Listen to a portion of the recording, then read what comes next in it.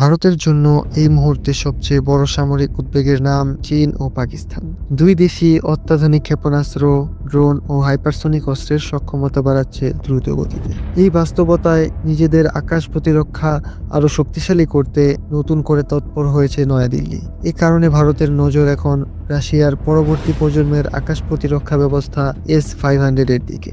বর্তমানে ভারত রাশিয়ার তৈরি S-400 ব্যবহার করছে। পাকিস্তানের সঙ্গে সাম্প্রতিক উত্তেজনায় এই সিস্টেম কৌশলগত সুবিধা দিলেও ভবিষ্যতের হাইপারসনিক হুমকি মোকাবিলায় এটি একাই যথেষ্ট নাও হতে পারে, এমনটাই বলছেন সামরিক বিশ্লেষকরা। অন্যদিকে চীন দ্রুত হাইপারসনিক মিসাইল ও গ্লাইড ভেহিকল তৈরি করছে।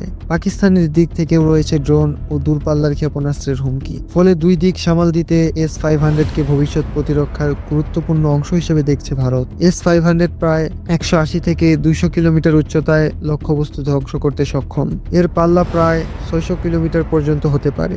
এমনকি এটি নিম্ন কক্ষপথের স্যাটেলাইটও ধ্বংস করতে পারে, যা একে শক্তিশালী অ্যান্টি স্যাটেলাইট ব্যবস্থায় পরিণত করেছে। 2021 সালে S-500 রাশিয়ার সেনাবাহিনীতে যুক্ত হয়। আন্তর্জাতিক বিভিন্ন প্রতিবেদনে দাবি করা হচ্ছে ভারত এই সিস্টেম কেনার বিষয়ে আগ্রহ দেখিয়েছে। বিশ্লেষকদের মতে S-500 হাতে পেলে চীন ও পাকিস্তানের ক্রমবর্ধমান সামরিক চ্যালেঞ্জ মোকাবিলায় ভারত বড় ধরনের প্রযুক্তিগত সুবিধা পাবে। Mahmudul Hasan Mahim, voice of Politico.